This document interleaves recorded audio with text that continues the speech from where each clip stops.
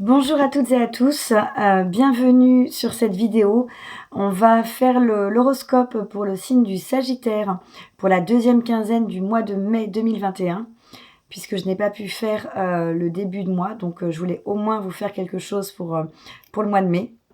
Donc bienvenue à tous les Sagittaires, j'espère que vous êtes en pleine forme, que vous avez bien commencé ce mois de mai. On va voir tout de suite quelles sont les énergies qui vont vous accompagner sur la période du 15 au 31 mai. Alors, on va voir déjà quelle est votre énergie centrale. Alors, j'ai celle-là qui a voulu sauter. Ce que vous avez comme base, ce sur quoi vous pouvez vous appuyer, votre socle. Alors, je vais prendre la première. Hop. Ce que vous avez en tête, les Sagittaires, pour cette deuxième quinzaine du mois de mai. Si je dis mai tout court, bien sûr, vous saurez que je parle de la deuxième quinzaine. Puisqu'on est déjà le 17 mai quand je filme cette vidéo. Alors, ce que vous avez en tête, voilà.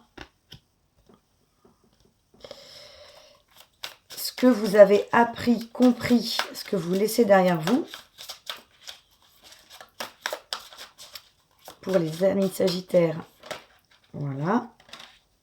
Et ce vers quoi vous vous dirigez. Ah, j'ai celle-là. Hop. Voilà. Alors, on regardera le dos de deck après. Donc déjà, ce qu'on a en énergie centrale, ce qui peut-être est au centre de votre mois de mai, enfin de cette partie du mois de mai, au centre de vos préoccupations, on a la carte du conflit et de la défaite. Donc, voilà, je vous la montre. C'est la 5, la carte numéro 5 qui correspond à la 5 d'épée. Donc là, on est dans effectivement des énergies qui ne sont pas forcément très évidentes. Donc des énergies de conflit, de défaite, de lutte. Hein. Donc peut-être que vous luttez contre quelque chose, peut-être que vous luttez contre quelqu'un. Peu importe la situation, mais en tout cas, on a des énergies comme ça où vous devez faire des efforts pour affronter peut-être une situation, une épreuve ou une personne en face de vous. Donc, on voit bien ce personnage-là qui se tient au mur, qui a l'air complètement à bout de force, qui continue de descendre un escalier. Donc, peut-être que vous êtes fatigué, peut-être que vous êtes vraiment vous aussi à bout de force dans cette situation que vous traversez, que vous en avez assez de devoir vous battre, de devoir peut-être vous défendre aussi tout simplement, défendre vos intérêts, parce que vous êtes peut-être dans une situation, si c'est professionnel, où vous devez vous défendre face à un employeur, si c'est sentimental, vous défendre par rapport à un compagnon avec qui ça se passe mal, et où vous n'arrivez pas, par exemple, à vous séparer dans de bonnes conditions. Enfin, en tout cas, vraiment, il y a une énergie où vous devez fournir un effort pour vous battre, pour aller au conflit. Voilà. Et on a le mot-clé de la défaite. Donc peut-être que la situation ne se passe pas forcément comme vous le souhaiteriez, hein, que vous attendez que les choses s'arrangent, mais qu'à l'heure actuelle, ça ne se passe pas encore de la façon dont vous voulez. Que ce conflit, vous n'en êtes pas encore vainqueur, vous n'en sortez pas encore victorieux et que vous n'avez pas obtenu ce que vous désirez. Hein. Ça ne veut pas dire que ça ne va pas arriver, mais en tout cas, peut-être qu'à l'instant T, vous vous sentez dans une situation de défaite, d'échec, parce que vous avez beau faire tout ce que vous aviez pu, vous avez beau lutter, peut-être que vous n'avez pas encore ce que vous voulez. Voilà. Donc on va voir un petit peu le reste. Vos fondations, ce sur quoi vous pouvez vous reposer, on a la carte de l'éveil. C'est l'arcane majeur du magicien. Donc là, cette carte nous dit, la carte du magicien, nous dit que vous avez tous les outils, toutes les capacités pour pouvoir réaliser ce que vous désirez. Hein, le magicien, il a habituellement, là c'est des cartes, des représentations un petit peu différentes, mais il a habituellement des coupes, des bâtons, des pentacles et des épées à sa disposition. Il a tous les outils sur sa table pour pouvoir faire ce qu'il veut, réaliser ses rêves, ses objectifs. Donc là, on a aussi une notion d'ouverture d'esprit, hein, d'ouverture du chakra ici. Peut-être qu'on vous demande d'ouvrir votre chakra, de voir les choses un petit peu différemment, de changer de point de vue, d'angle de vue, pour pouvoir avancer et transformer cette situation, en ressortir vainqueur pour le coup. Mais en tout cas, on vous dit bien que dans vos fondations, vous avez tout ce qu'il faut, tous les outils, toutes les capacités pour réussir, pour y arriver. Donc ne lâchez pas. S'il y a quelque chose que vous désirez et pour lequel vous êtes en train de vous battre, vous pouvez y arriver. Vous pouvez atteindre votre objectif, vous pouvez réussir. Ce que vous avez en tête, on a la carte du bouleversement, l'arcane 16 qui correspond à la tour.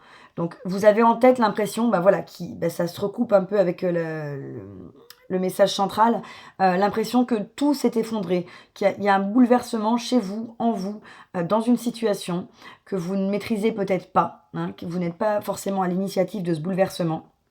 Peut-être que vous l'êtes. Et si vous l'êtes au moins, ça permet d'accepter beaucoup mieux le sentiment de conflit et de défaite, puisque c'est vous qui l'avez initié. Si c'est un bouleversement qui est subi, voilà, vous vous sentez peut-être ballotté, peut-être tiraillé, peut-être coupé en X morceaux comme ce personnage. Mais en général, la tour vient pour tout bouleverser, tout renverser, mais pour quelque chose de mieux derrière, hein. Elle détruit pour pouvoir mieux reconstruire. Donc là, il y a effectivement dans votre esprit ce sentiment de bouleversement, cette impression d'être complètement peut-être bouleversé par cette situation. Mais ça ne veut pas dire que c'est pas pour du mieux, hein. Surtout quand je vois la carte qu'on a en dos de deck, je pense fortement que c'est vraiment pour du mieux derrière. Même si c'est inconfortable, ne vous inquiétez pas trop. Essayez de voir les choses, comme je vous disais juste avant, peut-être sous un autre angle. Pourquoi ça arrive? Pourquoi est-ce que je suis obligée de me défendre? Pourquoi est-ce que je suis obligée d'aller au conflit? Qu'est-ce qui est à l'initiative de ça? Qu'est-ce qui a pu faire qu'on en arrive là dans cette situation, hein? En comprenant les choses, en ayant ce temps d'introspection, et de vous interroger sur ce que vous ressentez également. Est-ce que vraiment je me sens à l'aise dans cette situation? Ou est-ce que finalement c'est pas un bouleversement qui est plutôt une bonne chose parce que j'étais pas bien là où j'étais, hein? Si c'était le travail, j'étais pas bien à ce poste, ça se passait très mal, donc finalement ce licenciement est peut-être une très bonne chose. Maintenant, je vais pas me laisser faire, je vais me battre, comme on l'a vu. Je vais rentrer au conflit s'il faut rentrer au conflit, parce que j'ai des droits et je vais pas les laisser être bafoués, hein, ça peut être ça. Si c'est dans une situation sentimentale, ça peut être, ça allait plus dans mon couple, j'aurais pas pris les devants, j'aurais pas forcément initié une séparation. Finalement, c'est mon compagnon ou ma compagne qui me quitte, c'est extrêmement dur, mais c'est finalement pas forcément plus mal parce que on n'avait plus les mêmes valeurs, on n'avait plus les mêmes envies, et même si c'est difficile à affronter, c'est peut-être pour quelque chose de mieux, pour pouvoir faire la place pour accueillir une personne qui me correspondra davantage, hein. Donc on est vraiment dans cette idée-là. Ce que vous laissez derrière vous, ce que vous avez compris, appris, on a la 2 d'épée qui nous parle de conflit mental. Donc vous laissez derrière vous un conflit mental, vous laissez derrière vous des préoccupations, vous laissez derrière vous aussi cette 2 d'épée, on peut avoir un choix à faire. Donc si aujourd'hui, ça dépend où vous en êtes dans la situation, peut-être que vous avez déjà laissé, que vous êtes déjà dans une étape où vous avez dépassé ça. Peut-être que vous ne l'êtes pas encore, mais si vous ne l'êtes pas encore, vous allez dépasser ce conflit mental, hein. Vous allez dépasser cette sensation que vous avez de bouleversement dans votre esprit, ce conflit, ce tiraillement entre 2 situations. Est-ce que je reste? Est-ce que je pars? Est-ce que je fais la bonne chose? Est-ce que j'ai bien fait de rentrer en conflit? Est-ce que j'ai bien fait de mettre mon employeur au prud'homme? Enfin, peu importe la situation. Vous allez pouvoir dépasser ce conflit et le laisser derrière vous, hein. Et vous allez peut-être en tirer aussi des enseignements. Et vers quoi vous vous dirigez? Vous vous dirigez vers, on a une 3e arcane majeure sur ce tirage, vers l'arcane numéro 12, qui est ici intitulée Sacrifice, et qui est la carte du pendu.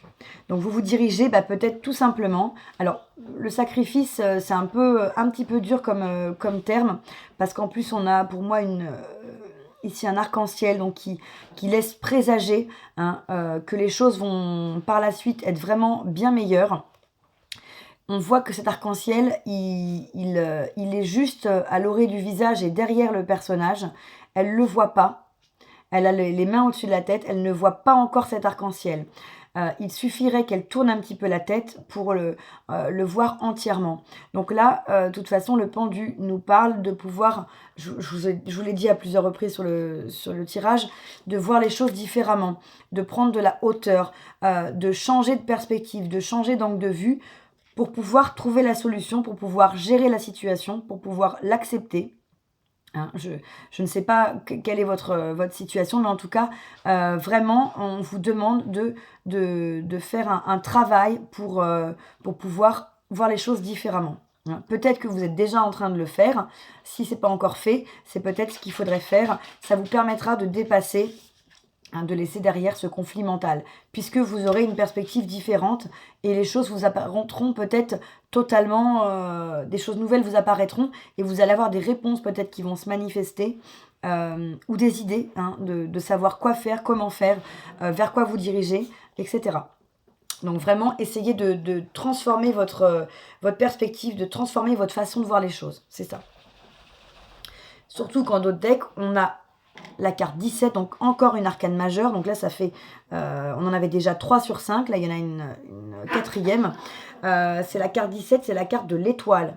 L'étoile qui nous parle de protection, qui nous parle de souhait exaucé. Donc vraiment, vous avez une protection sur vous. Donc pas la peine de vous inquiéter outre mesure. Faites confiance à ce qui se passe. Faites confiance à l'univers. Faites confiance à vos anges, à vos guides. N'hésitez pas à leur demander de l'aide hein, si ça vous parle, puisque vous avez cette protection divine et vous avez aussi la possibilité de réaliser vos souhaits, hein, d'exaucer vos souhaits. Donc si votre souhait c'est de changer de travail, de terminer une relation, de bien gérer une séparation, de bien gérer la fin de telle ou telle situation, ça va être payant, ça va pouvoir s'exaucer, se réaliser. Donc vraiment aucun souci par rapport à ça. Voilà, ça met un petit peu de lumière sur les perspectives avec cette étoile que le personnage a dans les mains. Voilà, ça met de la lumière et du positif. Je voulais également demander pour vous une carte conseil pour les scorpions sur ce mois de mai 2021, s'il vous plaît.